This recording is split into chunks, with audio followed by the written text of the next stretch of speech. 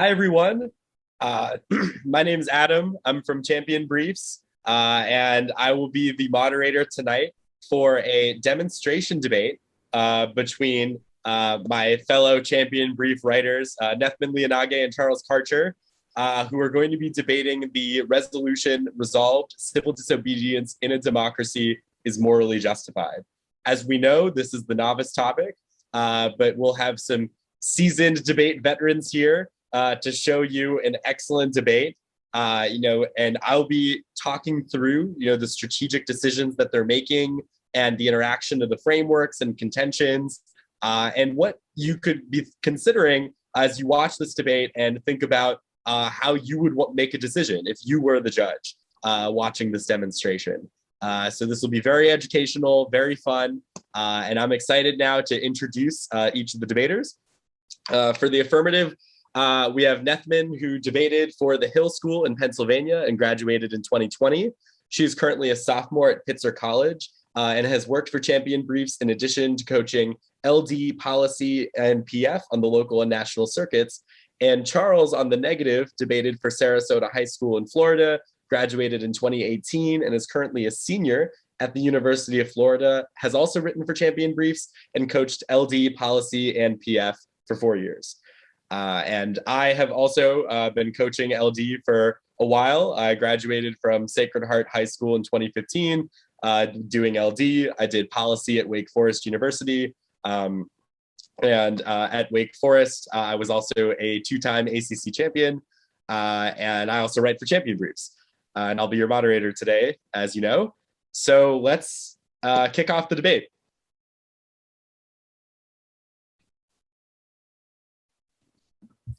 All right, is everyone ready? All right. I affirm resolved, civil disobedience in a democracy is morally justified. First, an observation. In order to prove that civil disobedience is morally justified, the affirmative must prove that there are some instances in which civil disobedience has produced desirable outcomes. We don't need to defend that civil disobedience is always the answer. And framing. My value is morality, as per the term ought in the resolution, and my criterion is minimizing structural violence. First, structural violence is defined in the following way, Christie 2001. Structural violence means any constraint on human potential caused by economic and political structures, unequal access to resources, political power, or legal standing are forms of structural violence. And structural violence divides people into in and out groups, excluding those individuals related to outgroups. Winter 01. Our normal perceptual and cognitive processes divide people into in-groups and out-groups.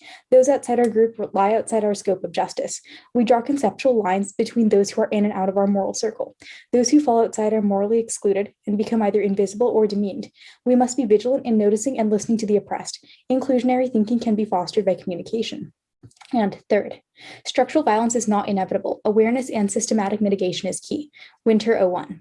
Structural violence is not inevitable if we become aware of its operation and build systematic ways to mitigate its effects. The same structures which feed structural violence can also be used to empower citizens to reduce it.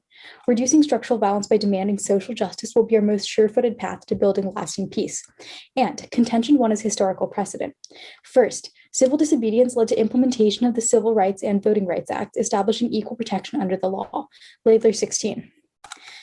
The political and social changes of the 1950s and 60s led to implementation of the Civil Rights and Voting Rights Act. Civil disobedience became an efficient tool of social groups in their fight to achieve protection. By neglecting bad laws, they aimed to achieve good laws, and the most decisive factor of the approach was their ideology. And civil disobedience initiated by Rosa Parks was instrumental in causing a domino effect in uniting the Black community. Laidler 16. There were at least 3 visible results of the civil disobedience initiated by Rosa Parks. First, the bus boycott served as an example of a successful nonviolent action. Secondly, it raised judicial concern over the issue of bus segregation, and not later than 1956 did the Supreme Court decide about the unconstitutionality of public buses with segregated seats. Third, she made history due to the future of the leadership in the movement. And third, Gandhi's Salt March set a powerful precedent for nonviolent protests, Begley 15. Under British rule, Indians were prohibited from collecting or selling salt. Gandhi assembled his supporters in 1930 to march to collect salt from the ocean. It was an ideal method of protest because collecting salt was a completely nonviolent activity and involved a commodity that was truly important to Indians and set a powerful precedent for future nonviolent protesters. And contention 2 is anti-oppressive protest. Civil disobedience has been vital to ending multiple forms of oppression. Morrissey 18. Contributions made to society through civil disobedience include the establishment of minimum wage and 40-hour work week after extensive sit-down protests in the 1930s. The creation of the U.S. itself came about following unrest. Anti-war protesters and conscientious objectors have ensured U.S. military intervention, and environmental activists have raised awareness and secured legislation related to ecological concerns. Democracy would be impoverished without citizens prepared to organize and promote such activities, which justifies regarding unlawful protest as legitimate and sometimes vital political participation. And second, civil disobedience was integral to the suffragette movement as well as equal rights for non-white people. Lacewing no date. The suffragette movement of the early 20th century secured the right of women to vote. Martin Luther King and others secured equal civil rights for non-whites, and student protests contributed to the end of the Vietnam War. We could argue that there are more social authorities than the state. Actions that aim at changing the rules or policies of a social authority that is not the state shouldn't be ruled out as civil disobedience just for that reason. And third, civil disobedience has been used to challenge many discriminatory practices amongst many social movements. Laidler 16. In the 20th century, various social movements resulting from disapproval of the law played a significant role in the changes within society, with various social groups protesting against discriminatory laws against women, laws giving monopoly to big business, legally based censorship, the status of the right to privacy, as well as anti-terrorism measures. And fourth, civil disobedience is necessary as a means of social change. Kuranakar 76. Civil disobedience is used as a means of social change together with all available legal means. Occasionally, the aim of some who violated the law was to assert that the particular law was unconstitutional. They believed that unless a situation of awareness was created by violating the law in question, the constitutional issue could not be brought to the forefront. In some cases, the protest is not even against an unjust law, but against the state's weakness in failing to act. Some within government sometimes welcome such demonstrations because it strengthens their hands to create the right conditions for taking remedial measures. And fifth, civil disobedience was necessary in ending South African apartheid laws. New World Encyclopedia 17. Results can be seen in such notable events such as the 1989 Purple Rain protest and the Cape Town Peace March. The event forced the president to relinquish the hard line against transformation and the eventual unbanning of political parties and the release of Nelson Mandela less than 6 months later. And sixth, prioritization of everyday violence is necessary, else we cause error replication. Cuomo 94. Theory does not investigate the omnipresence of militarism, cannot represent the everyday effects of militarism on women, people living in occupied territories, members of military institutions, and the environment. Lack of attention results in theory that cannot accommodate the connections among the constant presence of militarism, declared wars, and other closely related social phenomena. Ethical approaches that do not attend to the ways in which warfare and military practice are woven into the very fabric of 21st century technological states lead to crisis-based politics and analyses. Crisis-driven attention to declarations of war might actually keep resistors complacent. Seeing war as necessarily embedded in constant military presence draws attention to the fact that state-sponsored violence is happening nearly all over.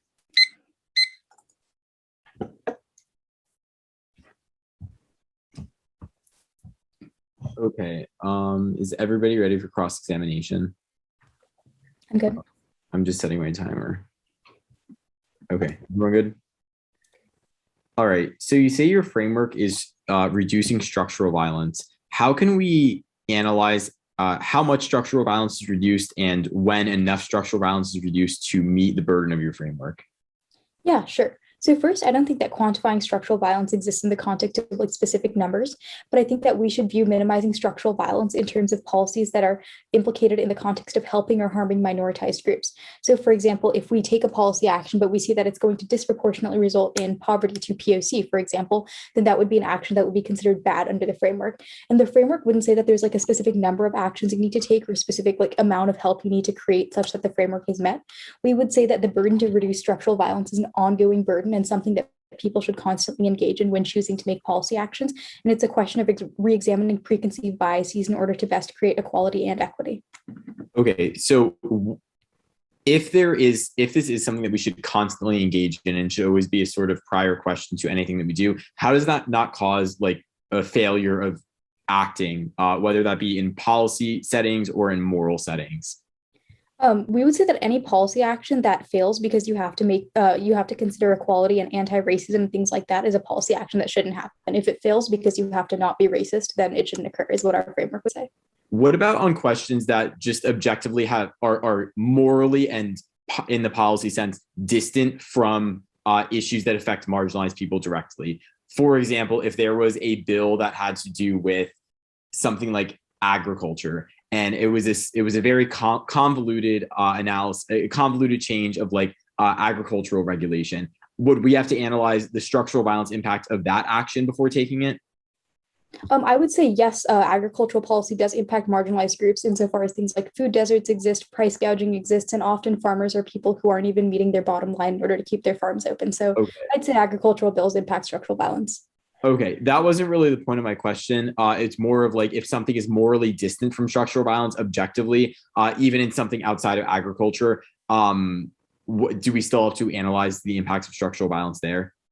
I don't think that our authors would say that there are any policy actions that are outside of structural violence insofar as oppressed people exist and policy actions impact people. Okay, which institutions can regulate structural violence? Do you mean like which institutions have the power to make policies or like who decides how much structural violence there is? Like, what's the question? Yes. Yes. Yes to both. Yeah. So which institutions regulate policies? I would say that would be the state, local, and federal governments insofar as they're the ones debating and passing them. But we would say that private citizens and public forums of discourse impact those actions insofar as they're places where people can contest or agree with those actions. The second question of like who measures how much structural violence there is, obviously there's no like measurestructuralviolence.org where you can see how many milligrams of structural violence exist. But we would say that things like the Human Development Index or like statistics for maternal mortality rates or statistics for medical racism or environmental racism are all things that measure structural violence. It's not a question of like one specific statistic aggregating all instances of structural violence. It's a question of seeing which individual groups are marginalized or not marginalized by specific policy actions. Okay, that's cross-ex time. I'm going to run some prep starting now. So the cross-ex there focus almost entirely on the framework, which is a good strategy because even though the contentions and the framework are very connected, there's also a need to look at a more abstract level at how the value criterion relates to other potential examples for reference, like with Charles's line of questioning about agriculture policy, or being able to think about the value criterion as its own entity is one of the most effective ways to come up with answers to the framework, because taking a value criterion to its logical extreme or figuring out what the limits of that framework might be, aside from how strong the framework and the contentions fit together, can be a good line of questioning for the negative. And of course, the affirmative did a good job of explaining how the value criterion does not require a quantifiable measurement in order to determine success, but rather requires a moral perspective that prioritizes marginalized groups in policy analysis.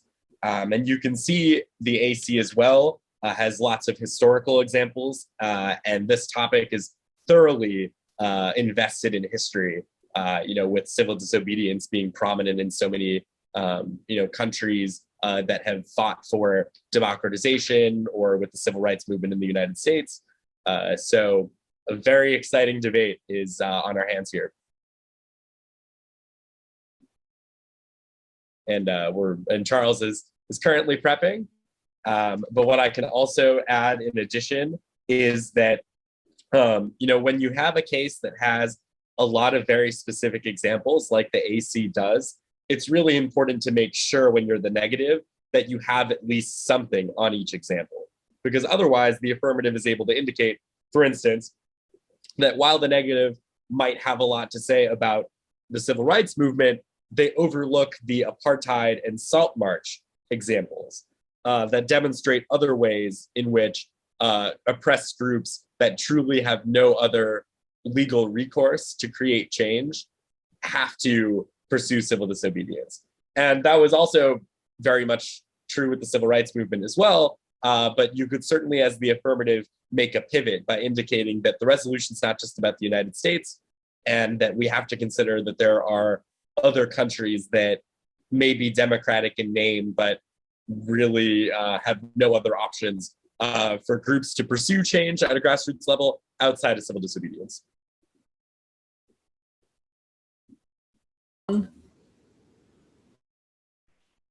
And now the one and C. I negate the resolved. In a democracy, civil disobedience is morally justified. I value morality. Moral disagreements between individuals inevitably cause conflict, which results in violence. Without a standard with which we can evaluate the ethicality of our actions in a society, individuals will act exclusively in their own self-interest. This results in the permissibility of actions that are harmful to others if they are beneficial to an individual. Humans have disagreed about judgments for thousands of years, to no avail. This conflict necessitates an independent actor, the sovereign, to mediate competing conceptions of right and wrong, trading off their ability to act on their individual judgments of morality in order to live in a morally dependable society is the social contract. This is what gives the sovereign its credibility and power. Parish 04. The sovereign's most fundamental job is to be the ultimate definer. One of the primary functions lies in the chronic diffusing of interpretive clashes, without which humans would fall inevitably into violence of natural condition. It is only through the sovereign's effective continued accomplishment of this duty that the people avoid the state of nature. There is to be no question of the truth or falsity of the sovereign's definitions, because there are no doctrines concerning right and wrong besides the constituted laws in each government. Only when persons agree to follow the sovereign can persons live together in peace. When they take it upon themselves to impose meaning, they descend into violence again. Thus, the standard is consistency with the sovereign. Prefer this standard additionally. 1. Without a higher authority to help us understand claims, all things could be considered true, and that results in moral skepticism, which is bad. Parish 2. Truth is the function of language. Connections between objects are constructed by persons. Desires are the only measure of good and bad because value terms are used with relation to the persons that use them. There is not any rule of good from objects themselves. 2. The framework is inescapable. If a sovereign is overthrown, each person becomes their own sovereign and must coerce other individuals until someone eventually comes out on top as the new sovereign. Parish 3. In the state of nature, persons must control as many as possible by force. Persons who value themselves above all others force that valuation on others. Human desire is subsuming others beneath as objects. The discursive struggle becomes physical. The ultimate violence of removing a person's ability to create meaning is to kill that person. Contention. 1. The subjects of the sovereign do not have the right to take power back after the sovereign's authority has been clearly established. Pervin 19. People who give power to the sovereign have no right of making protestation against the sovereign because they cannot give up their agreements without acting unjustly. Being authorized by subjects, the sovereign cannot make injury to his citizens. Thus, for Hobbes, there is no need for resistance. Hobbes's main aim is to provide security. He gives more importance to protection than liberty and believes freedom could be more meaningful and possible only after achieving absolute security in a political society. Second, civil disobedience is fundamentally different from subjects physically defending themselves against an intrusive sovereign. The framework does not preclude subjects from escaping bodily danger, but does preclude subjects from transgressing the will of the sovereign arbitrarily or without an existential motivation. Third, absolute rule is the only way to prevent society from reverting to the state of nature.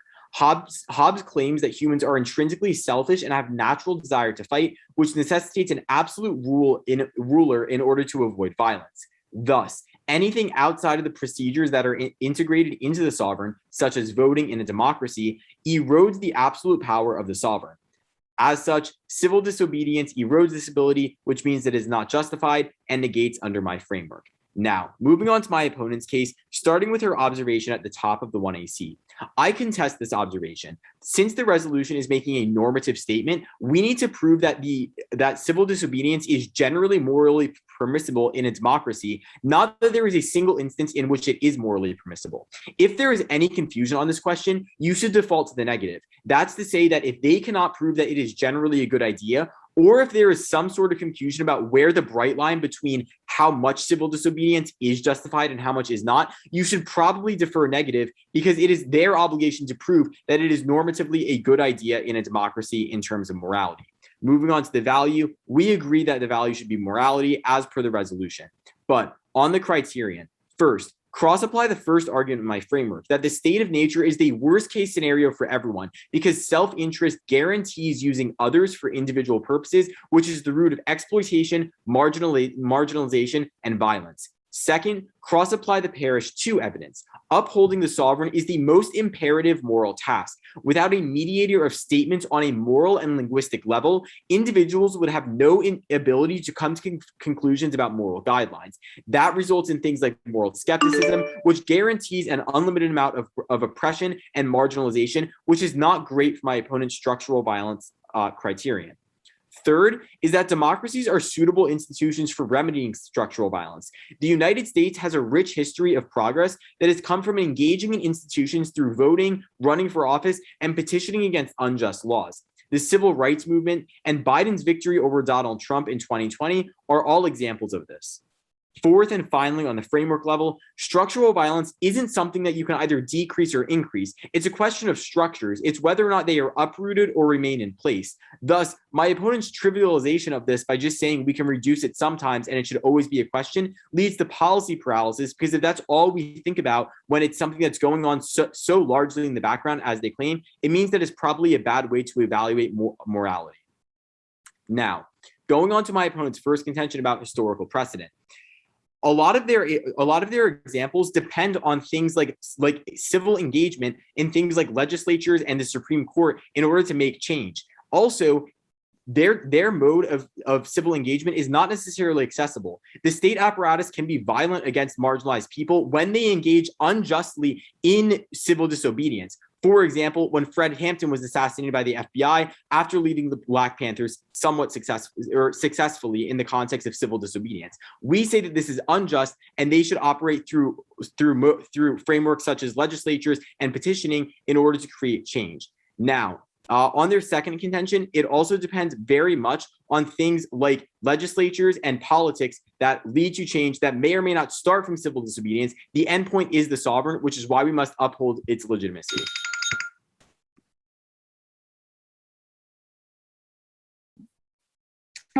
Good for cross, Charles? Yeah, I'm ready. All right, cool. Everyone else good? All right. First, how do we decide what a legitimate sovereign is? We say that the sovereign in power is legitimate. If someone believes that it's illegitimate, they could do things like operate through democratic frameworks to change it, but all sovereigns, all governments are legitimate. Okay, so would you say that a sovereign that, for example, takes power through oppression of racial minorities or gender minorities would be a legitimate sovereign until challenged? Yes. Okay. Next, what does it mean to be consistent with the sovereign? It means to abide by the rule of law that the sovereign sets forth. Okay. And if no one challenges a sovereign that is, say, racist or sexist, would you say that any rule of law they set forth is legitimate? I think there's an important distinction here. I defend a democratic sovereign as per the resolution. I don't defend all sovereigns. So I would say that in a democracy, the sovereign is always being petitioned. It is always being challenged by virtue of being a democratic sovereign. So I don't know the exact wording of your question, but I think that all sovereigns are legitimate, because if it is sexist or racist, it is always going to be challenged by things like elections and voting. Okay, sure. So let's take, for example, North Korea, where elections and voting don't exist in any legitimate or democratic form, but obviously a sovereign that is committing mass atrocities should not be considered legitimate forever. How do you suggest that people in North Korea take action against a sovereign that you just said should be legitimate under the conditions of your framework? I don't defend North Korea as a sovereign. I defend democratic sovereigns as per the resolution. And as you just stated, the North Korea is not a democracy. All right, sure. But my first question, or one of my first questions, your answer indicated that a sovereign that took power through unjust or exploitative means is still considered a legitimate sovereign until challenged through democratic means. United States. So what democratic means do people in North Korea have to challenge the dictator that's in place? So you're asking, so you're conflating two different issues. My answer to that question was predicated on countries like the United States, which is built on stolen land and the exploited labor of Black people. So in that situation, it is still a just sovereign because it is democratic, but its founding was not just, right? But that doesn't mean that I have to defend North Korea just because it has a similar cause. The end result is that it's not a democracy, which means that I don't defend it, because at the end of the day, it's not a democracy. Okay, sure, that's fine. What's the bright line for what is a democracy and what isn't?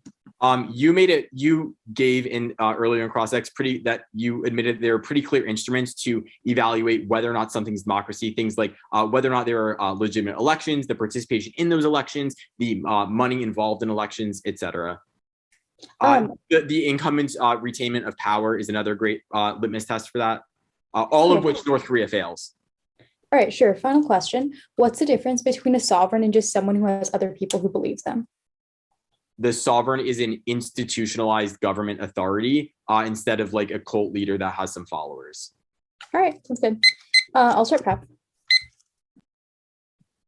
So that was also an excellent cross-ex interaction because of how it got to the heart of the topic in terms of the morally justified process of creating change. So working through existing institutions, however imperfect, or pursuing extra legal means that involve breaking certain laws in order to protest and expose the injustices of laws that are being challenged at a grassroots level.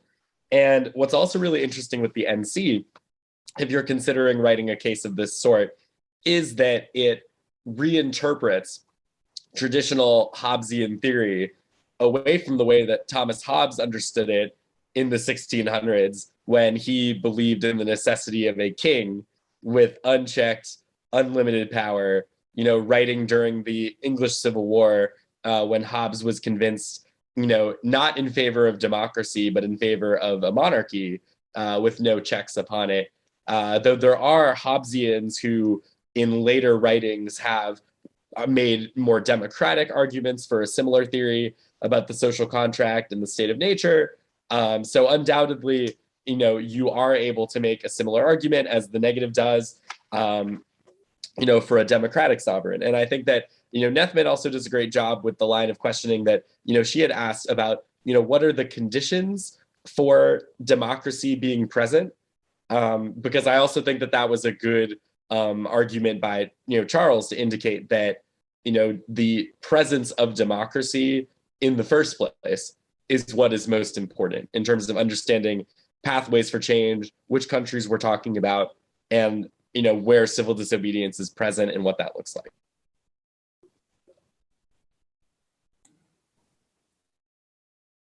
And now the 1AR. All right, the order is going to be the 1AC and then the 1NC. Is everyone ready? Charles, you're right? All right, cool.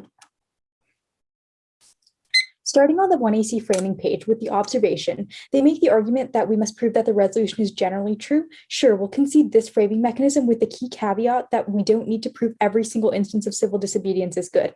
So the negative winning that one or two instances of civil disobedience are bad don't mean that the resolution should be negated.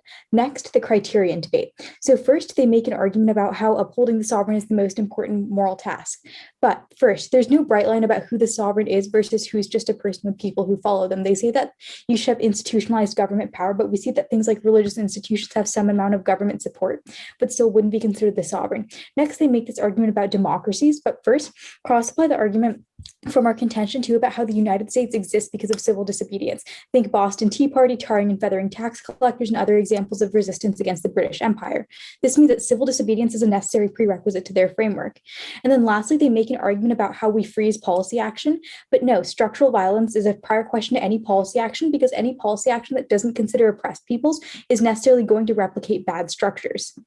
Next, extend our criterion, which is minimizing structural violence, and the Winter 01 evidence, which specifically tells you that structural violence is not inevitable if we create structures to contest it. Next, I'll answer the arguments made on the first contention. First, they make an argument that our examples depend on civil engagement. However, if civil engagement is not accessible, then their framework collapses. So, for example, things like discriminatory voting laws would mean that their framework collapses. And next, they say that we should operate within the state. However, some people or marginalized groups do not have access to operating within the state in the form of petitioning and voting. You can see this in the example of civil rights protests for the right to vote for women and people of color. This means that civil disobedience is sometimes necessary. Now go to contention 2. This is the contention that we're going for. Overview, the contention was entirely conceded, so you should be super skeptical of any new 2NR responses. Next, extend Morrissey 18, which tells you that the US is founded on civil disobedience.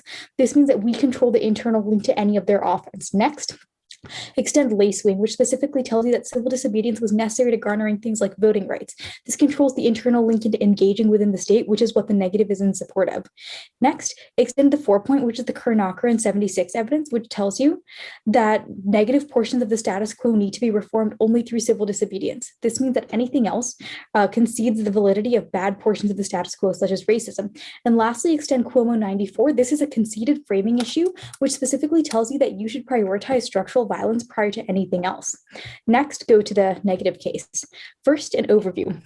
1, our framework is a necessary prerequisite for all moral theories because your framework presupposes that everyone is equal, and thus your framework applies equally to all people. However, in order for this to happen, we need to first eliminate inequality. Second, your framework excludes POC and other minoritized groups. Things like state-sponsored medical racism, exclusion laws, and slavery, and forced indigenous relocation all prove that POC have reasons to be distrustful of the state or the sovereign. Third, moral disagreements that justify conclusions of oppression should not be allowed in the public policy sphere. Fourth, even if a higher authority is necessary, it's a question of whether or not structural violence is present in that authority. Just because we need an authority of some kind doesn't mean that we should accept a racist one. And fifth, the sovereign, as Hobbes describes it, isn't inevitable. Past indigenous societies and current communities like the Zapatistas prove that you can have authority outside of a centralized state. Now go to the contention on the 1 point. First, subjects sometimes don't have necessary legal means to contest oppression. That was the stuff we did on the AC page. And second, there's no bright line for what isn't a democracy. Cross-applied this argument from the AC flow as well. On the 2 point, first, this isn't true. Civil disobedience is commonly understood as protesting against the sovereign as well as protesting against other forms of oppression, such as the Black Lives Matter movement. Second, prefer the common understanding, which is of social protest, because the common understanding of what civil disobedience is the most relevant to social movements now. And third, even if you don't buy this interpretation, cross-apply the 1AC lacewing card, which was conceded, and tells you that protest against other actors are also civil disobedience. And on the 3 point, first, there's no bright line for when we are and aren't in the state of nature, so don't evaluate this argument. And second, civil disobedience prevents the state of nature insofar as it's a way to contest the state without tearing down the state entirely and thus resulting in the state of nature. All right, so that was an excellent 1AR, and there are a few things that the 1AR did that set up an effective 2AR. The first is the terms that were on the NC.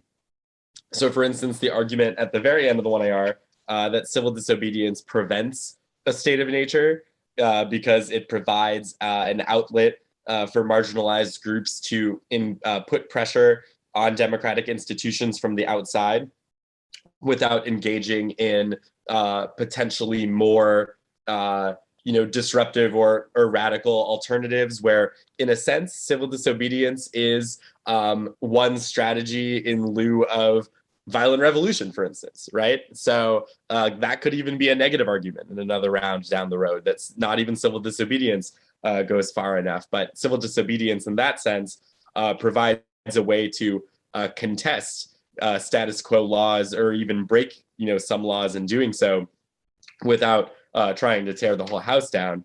And then also, the second thing that the 1AR did well was starting with the AC, which is always really important because you want to make sure that you win your own case before you answer your opponents. So from a time management perspective, that's always vital.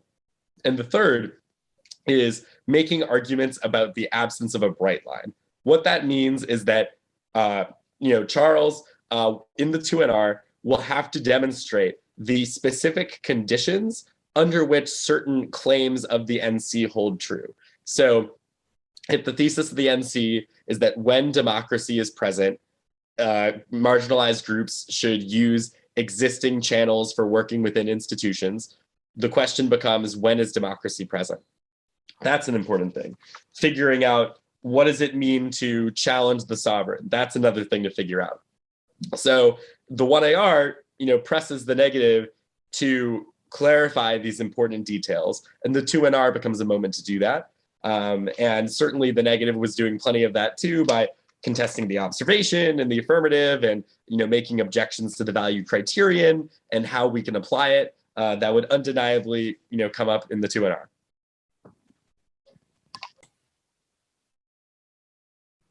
Okay, is anyone not? And now the 2NR. Is anyone not ready for the 2NR? Perfect. Okay. I'm going to be starting on the negative case and then moving on to the affirmative case. Here is the breakdown for this round. When an individual is in a democracy, existing structures should be used and can be used to make change, whether that be for oppressed minorities or for tax regulation. Democracy exists in specific situations. Not all of the examples my opponent has brought up today are democracies, which means that you will end up casting a lot of them outside of your consideration when you write your ballot. Democracy exists when a government is democratic. There are a lot of ways to look at this, but you can tell whether or not something is democratic by looking at its elections, the length of time incumbents have been in office, et cetera, et cetera. That's an irrelevant debate, but just know that I only defend democratic sovereigns, not all sovereigns. That's very important for this round, as we will see later in this speech.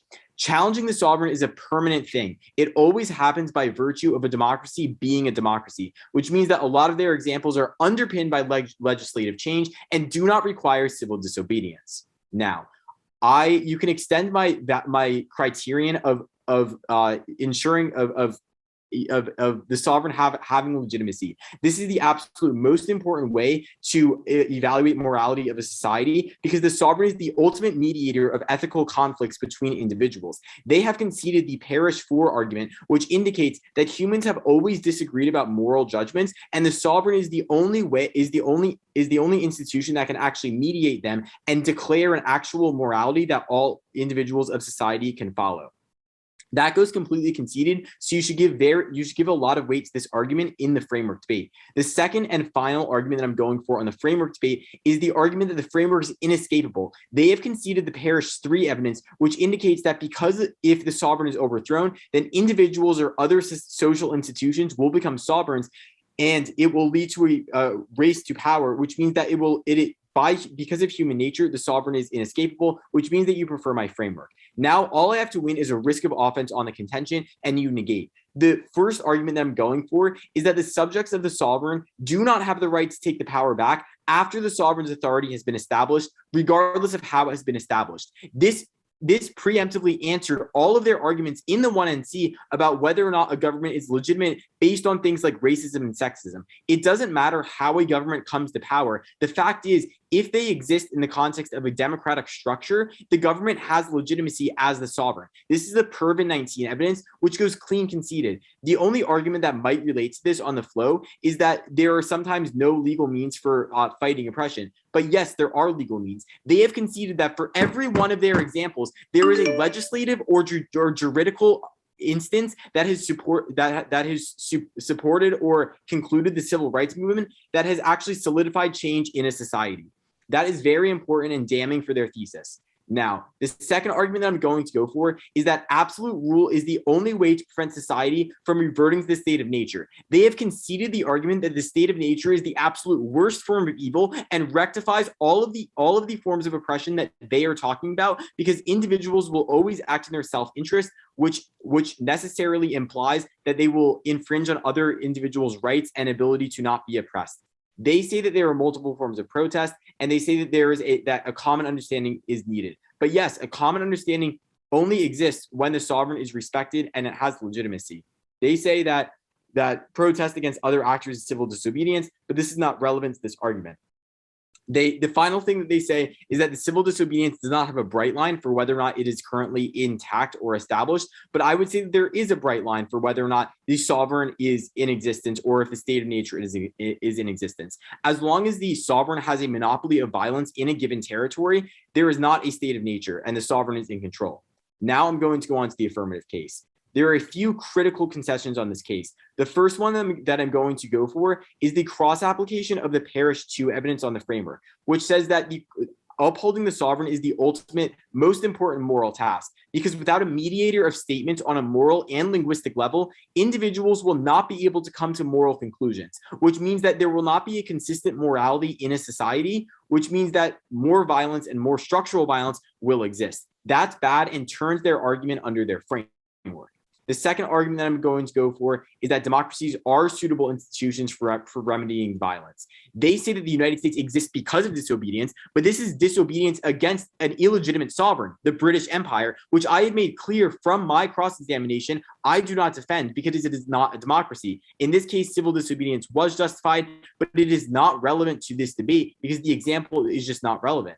Now, the next thing I'm going to be going for is on the second contention. They have conceded the Fred Hampton argument, which says that civil disobedience is not accessible to people at the margins of society. Working class people of color who absolutely, for example, need their jobs in order to survive in the modern economy might be fearful of things like retaliation from employers. This is a terminal solvency deficit that delinks their contention from their framework, because insofar as marginalized people can't engage in civil disobedience, they will not be able to be at the forefront of the fight, which means that either privileged people fill in, which causes either failure or co-optation, or people give up and don't do civil disobedience or engagement with liberal frameworks at all, which means that no change ever happens. We say that the best hope for change is engaging in democratic structures that do exist, that has proven solvency and proven solvency that underpins all of their examples. Their examples about LGBTQ rights, about the Vietnam War, about freedom of speech are all underpinned by Supreme Court rulings that come from the sovereign.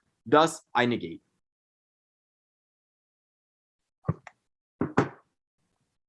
All right, so that 2AR was an excellent conclusion to Charles's strategy for the negative. And what the 2NR did, similar to Nethman's 1AR, was starting with the negative case first, which is always important, returning to your original arguments. And then with his debating on the AC, making sure that the responses to the AC were very much connected to the central theses of the framework and of the contention.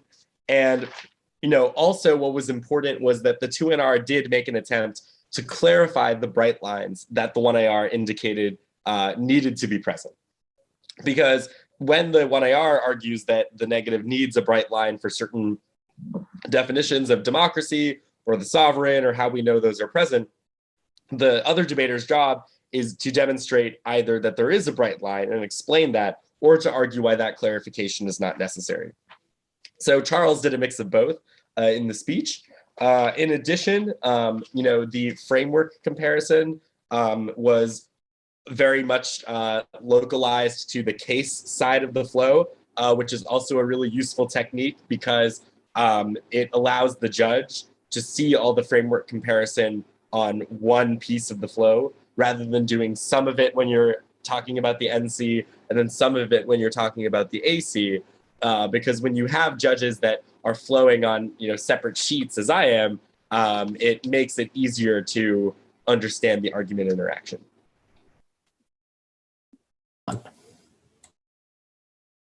And now to conclude the 2AR. All right, the order is going to be the framing page, then the affirmative page, and then the negative page. Is everyone ready?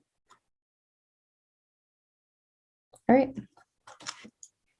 First, let's start on the framing page. The negative made a huge mistake by conceding the entire overview that was made on their framework. We're going to extend a few key arguments. First is the 1 point. Our framework is a necessary prerequisite to all moral theories because any moral theory necessitates that people are considered morally equal. This means that my moral theory, which necessitates that we consider people as equals and remedy inequalities, comes as a prior question to any of their frameworks. Second is the term. That's the 2 point on their framework, which is that their framework excludes POC and other minoritized groups who have been victims of things like state-sponsored racism, medical racism, forced relocation, and exclusion laws. These are all reasons that people have to be distrustful of the sovereign. This means that you should err affirmative if there's even a small chance that we win, that civil disobedience can be a good manner of protesting the sovereign for people who are minoritized. And lastly, the 5 point. This takes out the sovereign is inevitable argument. This is the argument that tells you that the sovereign is inevitable insofar as indigenous societies and communities like the Zapatistas exist that have decentralized power and thus don't need the sovereign. Now, really quickly on the affirmative framework page. First, extend our criterion of minimizing structural violence and the Winter 01 evidence, which tells you that structural violence is not inevitable if we create systems which can dismantle it. Next, extend the observation, which tells you that we just need to prove that in the majority of instances, civil disobedience is morally desirable. This means that if we win a significant risk of offense on the AC page, we should win the debate under either framework. Lastly, I'm going to answer the argument about illegitimate sovereigns. First, Charles, cross-ex is not a speech. You cannot extend arguments out of that. You should know that. Second, even if you win this democratic sovereign argument, we still need civil disobedience to uphold the sovereign. That was the argument that was conceded on the NC and AC page, and I'll do the work later. Next, let's go to the AC contention page. First, I'll answer this inaccessible to the margins of society argument. First, this presupposes that we're forcing people to engage in civil disobedience. We aren't. We're just saying that it's a morally good principle. And second, the resolution is a question of morality, not a question of the worst possible implications of civil disobedience. So all we need to do is win that on balance, it's moral. Now go to the contention two. First, extend the suffragettes argument, which tells you that civil disobedience controls the internal link to things like voting. This means that even if Charles wins the argument about how we contest the sovereign through democratic processes, civil disobedience is a necessary question to prior question of democratic processes. And this example was from the US, which Charles has not said is an illegitimate sovereign. This means this definitely links even under their framework. Now go to the NC page. On the negative contention, first extend this argument that's on the 3 point about how civil disobedience prevents the state of nature. This was fully conceded in the 2NR and takes out all of their arguments. The argument here is that civil disobedience prevents the state of nature insofar as it provides a controlled manner in which you can object to the sovereign and object to laws that the state makes. This prevents the state from devolving into the state of nature. This means if Charles says that the state of nature is the worst possible thing, my position is necessary to prevent that. And lastly, cross-apply the argument about how civil disobedience is necessary to upholding the sovereign insofar as it's the way that we garner things like the right to vote and the right to equality for people of racialized and gender minorities. Thus we affirm. All right, that's the debate. Fantastic. That was an excellent debate. Thank you, Nethman, and thank you, Charles. First, regarding the 2AR, what the 2AR did really well was beginning the speech by indicating the win conditions. In other words, what the affirmative has to do in order to be able to bring the debate home, and then proceeding to do exactly what she had set out in the speech. So this is a variation on giving voters. And if you do give voters, this is honestly exactly what you should be doing, not just listing the 3 arguments that you know you're eventually going to make or talk about, or like the 3 themes of your speech, but rather, here's what I need to do to be able to earn this ballot. And I'm going to achieve that. And then the speech follows those steps and does so. And the 2NR had done that as well, but especially with the 2AR, indicating the most important arguments, whether they were conceded or the arguments that regardless of the framework that the judge accepts in the debate, ultimately would carry through. So now it's up to you to decide. And there are 3 things that you want to consider when it comes to figuring out which side ultimately won this debate. So first, you want to think about the value criteria. So you want to consider whether or not minimizing structural violence or respecting the will of the sovereign is more important of a principle. And that's going to come down to the arguments made about equality and moral conflicts, and which ultimately is a larger impact to you from a framework perspective. What makes either a more important moral guide. The second would be the contentions on their own. So in isolation, does the affirmative win their contention? Does it stand up? Does the negative win their contention on its own? And then the third thing to consider is weighing an interaction. That is, neither the AC nor the NC are standalone products. There's a lot of weighing going on between both sides. So then you want to consider, okay, if the affirmative or if the negative is winning their contention, what does that say about the rest of the debate? Because both debaters here, to their credit, were very comparative, which made this a really great debate to think about and would undoubtedly make it a great debate for you to judge now that you've watched this whole debate. So I just want to say on behalf of Nethman and Charles, thank you everybody for watching. And I hope you all have some great debates on the civil disobedience topic, just like the one that we all got to watch.